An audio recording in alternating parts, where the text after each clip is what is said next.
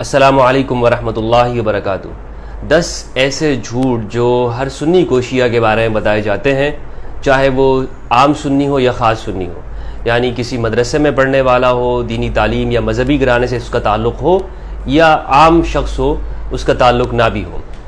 میں نے ایسے لوگوں کو دیکھا ہے جو دیاڑی دار لوگ ہوتے ہیں ہمارے اہل سنت کے اندر، ہمارے ریلیٹڈز میں سے، ہمارے خاندان میں، کہ جن کو دین کے بارے میں کچھ معلومات نہیں ہوتی، ان کو کچھ پتہ نہیں ہوتا سوائے نماز روزہ کے کہ بھائی 5 ٹائم نماز پڑھنی ہے، حلال، اتنا ان کو معلوم ہوتا ہے، لیکن یعنی جن کو دین کی گہرائی کا علم نہیں ہے، وہ لوگ بھی جب بات ان سے آپ کر رہے ہوں تو وہ آپ کو بتائیں گے کہ شیعہ کے بارے میں کہ یہ لوگ تو یہ کیوں کافر ہیں، وہ آپ کو اس کی ساری وجوہات بتا رہے ہوں گے، تو آپ کو سن کے بڑی حیرت ہو رہی ہوگی۔ تو ایسے لوگوں کے ساتھ جب میں بیٹھا ہوں اور اپنے رشتہ داروں میں، دوست احباب کے اندر، عام لوگوں میں، تو میں نے ان سے جو باتیں سنی ہیں، مثلا ایک شخص سے میں نے یہ بات سنی کہ میں نے اس سے کہا کہ تم نے آپ کے بچے کس اسکول میں پڑھتے ہیں؟ تو انہوں نے کہا کہ پہلے وہاں پڑھتے تھے، تو وہاں سے میں نے نکال کے دوسرے اسکول میں ڈالا۔ تو میں نے وجہ پوچھی کہ اس اسکول سے کیوں نکالا آپ نے؟ تو اس نے کہا کہ وہاں کے جو پرنسپل تھا نا وہ شیعہ تھا۔ تو میں نے کہا تو کیا ہوا؟ تو کہنے لگا کہ نہیں، شیعہ تو ایسے کرتے ہیں، یعنی شیعہ مسلمان نہیں ہے۔ پھر اس کی بہت ساری وجوہات اس نے بتائی۔ میں نے کہا آپ کو کس نے بتایا؟ تو پھر اس نے کہا کہ ہمارے گھر میں جو قاری صاحب آتے ہیں، تو قاری صاحب نے بتایا کہ جی یہ مسلمان نہیں ہوتے، تو اس طرح میں نے نکال دی۔ تو یہ جو ساری وہ باتیں ہیں، ان میں اٹھنے بیٹھنے کے بعد لوگوں میں جو عام لوگوں کے دماغ میں بھری جاتی ہیں، اور یہ وہ چیزیں ہیں جس سے ہم خود بھی گزرے اور ہمیں بھی بتائی جاتی رہی ہیں۔ یہ چند چیزیں ہیں جن کو میں نے شمار کیا ہے، تقریباً 10، جن کو میں نے 10 جھوٹ کا نام دیا ہے۔ یہ 10 بہانے کے لیں یا 10 جھوٹ کے لیں، یہ وہ 10 چیزیں ہیں جو عام سنی کو بتائی جاتی۔ سب سے پہلی تو یہ بات ہے، آپ کسی بھی شیعہ کے بارے میں پوچھیں گے نا سنی سے، تو وہ کہتے ہیں کہ یہ شیعہ لوگ جو ہے نا، یہ حضرت علی کو خدا مانتے ہیں، یعنی شیعہ لوگ حضرت علی کو اللہ سبحانہ و تعالیٰ سے، نبی اکرم صلی اللہ علیہ وآلہ وسلم، قرآن مجید، ہر ایک سے بڑھ کر وہ حضرت علی کو مانتے ہیں، گویا کہ حضرت علی کی پوجا کرتے ہیں معاذ اللہ۔ یہ بات بتائی جاتی ہے کہ گویا شیعہ لوگ وہ علی کو ہی سب کچھ مانتے ہیں۔ سب کچھ سے مراد کہ وہ خدا بھی مانتے ہیں، اللہ بھی مانتے ہیں، رب العالمین وغیرہ بھی۔ یہ ایک عام تصور ذہن میں بٹھایا جاتا ہے۔ اور ان سے پوچھے کہ ایسا کیوں؟ تو وہ کہتے ہیں کہ جی دیکھیں ان کی ہر بات کے اندر یا علی مدد لکھا ہوتا ہے یا علی سے مدد مانگ رہے ہوتے ہیں۔ تو یہ تصور دینے کی کوشش کی جاتی ہے کہ علی سے مدد مانگ رہے ہیں، مدد تو اللہ سے مانگنی چاہیے، تو یہ علی کو اللہ سے بڑھا دینا ہوا۔ پہلی بات تو یہ ہے، یہ وہ جھوٹ ہے جو بولا جاتا ہے۔ دوسرا جو ہے وہ یہ ہے کہ جیسے عام طور پر ان کے جو عقائد کے حوالے سے کہ جی یہ سنی کو جو ہے نا، وہ کسی بھی سنی کو مارنا یہ ثواب سمجھتے ہیں، اس کو نقصان پہنچانا۔ کوئی بھی شخص سنی ہو تو ان شیعہ کی اور سنی کی آپس میں دوستی اس لیے نہیں ہو سکتی کہ بھائی سنیوں کے بارے میں ان کا یہی خیال ہے کہ ان کو نقصان پہنچاؤ۔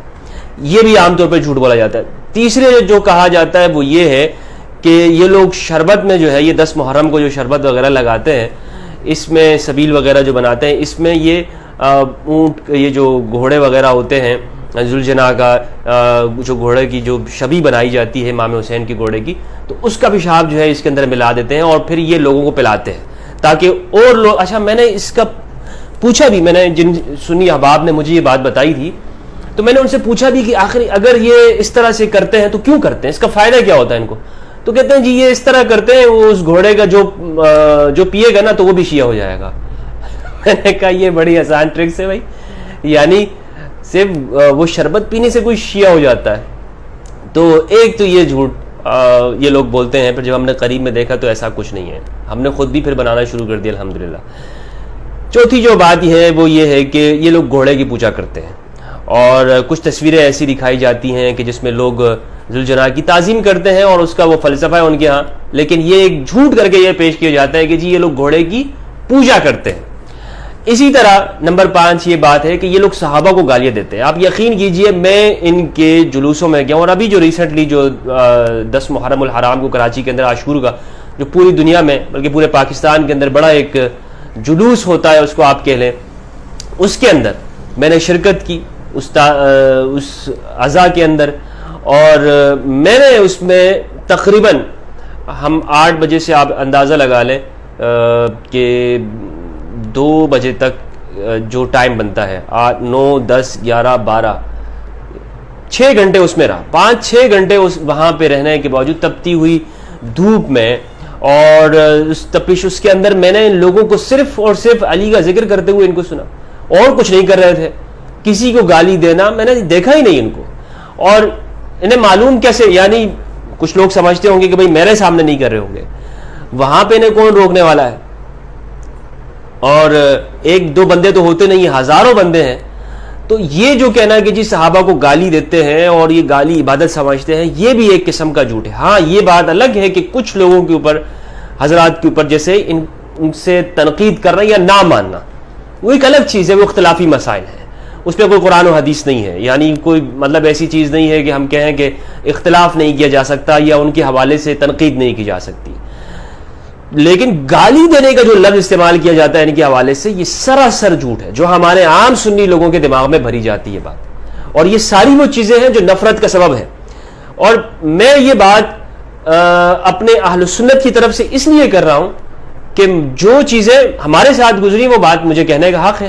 یہ تو میں نہیں کر سکتا کہ جی شیعہ کیا کرتے ہیں سنیوں کے بارے میں. یہ کام ان کے لوگوں کا ہے کہ وہ بتائیں کہ بھائی ہمارے بارے میں ان کے کیا جھوٹ بولے جاتے ہیں، اگر بولے جاتے ہیں تو یہ وہ بتائیں. ہاں میں صرف وہ بتاؤں گا کہ جو میں نے سنی ہے چیز. یہ بالکل دیانتداری نہیں ہوگی کہ آپ مجھ سے یہ بھی مطالبہ کریں کہ جی یہ بھی بتاؤں کہ شیعہ ہمارے بارے میں کیا جھوٹ بولتے ہیں. بھائی بولتے ہوں گے اگر کسی نے بولا ہے، لیکن ہمارے ذہنوں میں جو تھا، یہ ہماری سوسائٹی اور معاشرے کے اندر اہل السنہ کے اندر جو کچھ کہا جاتا تو میں نے آج وہ یہ بیان کر رہا ہوں. اسی طرح یہ کہ شام غریبہ کے اندر یہ لوگ بتی بجھا کے، لائٹیں بجھا کے، مرد عورت سب مل کر جو ہے وہ سب کچھ ایسا کچھ کام بے حیائی کے کام کرتے ہیں. یہ بھی ایک جھوٹ اور من گڑت قسم کی باتیں کی جاتی ہیں، کیونکہ آج کل تو سب کچھ جو ہے وہ لائیو چل رہا ہوتا ہے. ہم نے خود لائیو دیکھا، ٹی وی کے اوپر ہر ایک بندہ دیکھ رہا ہوتا ہے. وہاں پر فوج، رینجرز اور پولیس کی ساری گاڑیاں کھڑی ہوتی ہیں، ان کی جو بھی امام بارگاہ ہوتا ہے وہاں شام غریبہ ہو رہی ہوتی ہے. تو یہ جھوٹ ایک سراسر جو ہے اس بارے میں پھیلایا گیا شام غریبہ کے حوالے سے. اسی طرح نمبر 7 ان کو، یعنی یہ ایک بہت بڑا جھوٹ، بہت بڑا. میں نے بڑے بڑے علماء جن کو کہا جاتا ہے، میں نے ان کو سنا، ان کی سپیچز، وہ چیلنج کر کے کہتے ہیں کہ جی ان کو ان کے باپ کا نام معلوم نہیں ہے. یعنی ان کے ذاکرین کے بارے میں مجھے خود بتایا گیا کہ ذاکر جو شام غریبہ کے اندر جو معاذ اللہ جو کام جو کیا جاتا ہے، اس کے بعد جو بچہ پیدا ہوتا ہے وہ ذاکر بنتا ہے. استغفر اللہ، بے حیائی تک کی جو ہے انتہا کر دی ہے، بہتان اور افتراء پر درازی کی. یہ جو جھوٹ بولے جا رہے ہیں، یہ ساری باتیں میں اس لیے کر رہا ہوں کہ یہ ہمارے ہاں یہ جھوٹ بولے جاتے ہیں. ایسا نہیں ہے کہ لوگ یہ جو نفرت ہوتی ہے ویسی ہو جاتی ہے، لوگ ویسے ہی نفرت کرتے ہیں. بھائی اس کو بڑے طریقے کے ساتھ نفرت کی طرف لوگوں کو لے کے آیا جاتا ہے.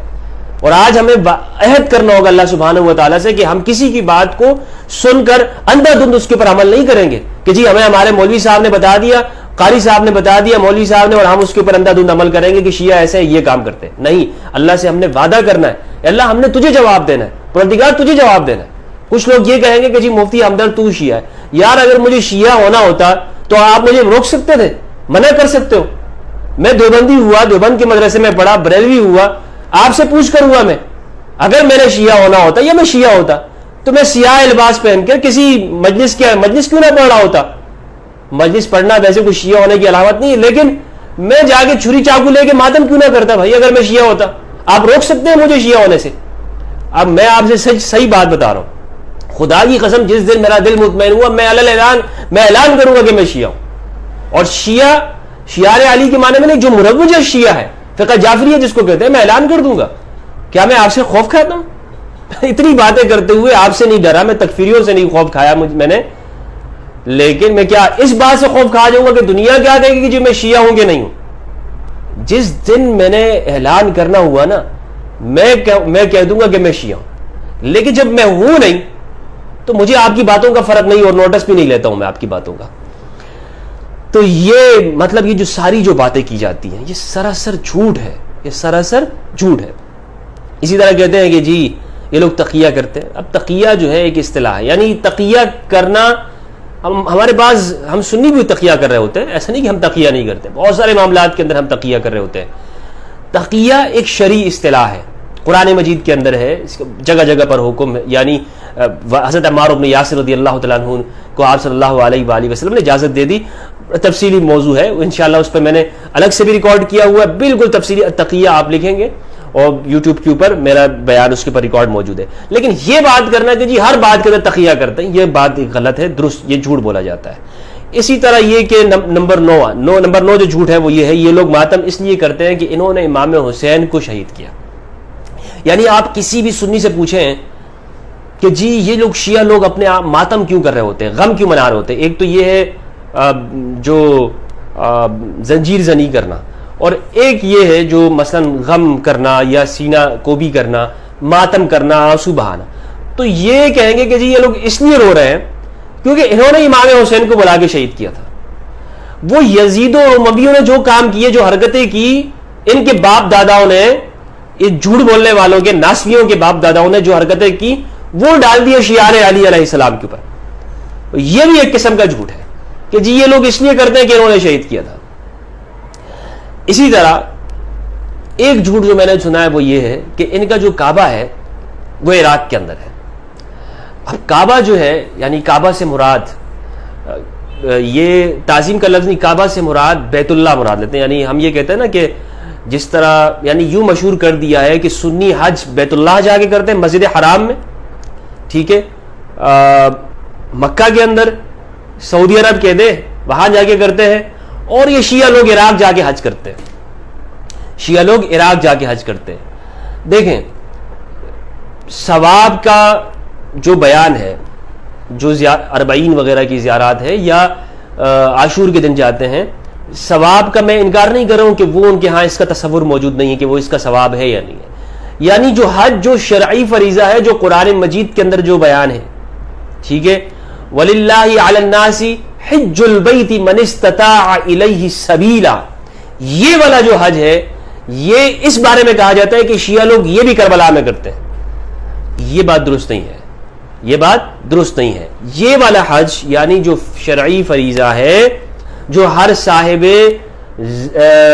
استطاعت شخص کے اوپر، جس کے پاس زیادہ راہ کا استطاعت ہو، اس کے اوپر جو فرض ہے، جس طرح نماز روزہ ہے، وہ والا حج کہاں پر ہے؟ مسجد حرام کے اندر، کعبہ کے اندر ہے. یہ کربلا اور عراق کے اندر نہیں ہوتا. ہاں وہاں پہ جانے کو یہ ثواب ضرور سمجھتے ہیں، لیکن یہ حج نہیں ہے. تو بہرحال یہ جو 10 باتیں میں نے آپ کو بتائی، یہ وہ عام چیزیں ہیں جو ہمارے ہاں اس لیے بتائی جاتی ہیں تاکہ شیعہ سنی کے درمیان میں آپس میں نفرت ہو اور دونوں ایک دوسرے سے دوری پیدا کریں. اور اس میں نفرت اور انتہا پسند واعظین نے اہم کردار ادا کیا ہے.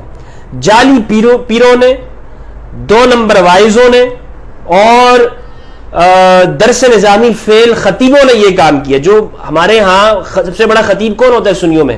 جو درس نظامی کے اندر راسب آتا رہے، فیل ہوتا رہے، وہ بڑا خطیب ہوتا ہے. یہ ہم دیکھتے رہے ہیں، ہم ممتاز معاشرف آتے تھے، لیکن خطابت کے اندر ہم سے وہ بندہ آگے ہوتا تھا کہ جو سب سے راسب ہوتا تھا، فیل ہوتا تھا. تو جو فیل خطیب ہے، انہوں نے اپنے نوٹ چھاپنے کے لیے ہمارے اہل سنت کے اندر یہ کیا کہ شیعہ کے خلاف نفرت انگیز چیزیں پھیلاتی. یہ وہ 10 باتیں. آج میں آپ سے یقین کے ساتھ کہتا ہوں کہ میرے سنی بھائیوں کے ساتھ کہ ہمیں ان چیزوں کے اوپر بھروسہ نہیں کرنا. جو بھی شخص، حتیٰ میں ہی کیوں نہ آپ کے سامنے کوئی بات کر رہا ہوں، جا کے اس کو ویریفائی کیجئے، چیک کیجئے، خود جائیے اور دیکھیے. میں تو کہہ رہا ہوں اپنے سنی برادران سے، میں تو بڑے بڑے علماء سے کہہ رہا ہوں، آپ آئیے عاشور میں میرے ساتھ جائیے، میں لے کے چلتا ہوں آپ کو. شام غریبہ کے بارے میں آپ کے ذہن میں سوالات ہیں، میں آپ کو لے کے چلتا ہوں، وہاں بیٹھیں گے دونوں، انشاءاللہ دیکھیں گے، اور اگر کوئی بات ایسی نظر آئی ہم اس کو اسی طرح سے بیان کر دیں گے.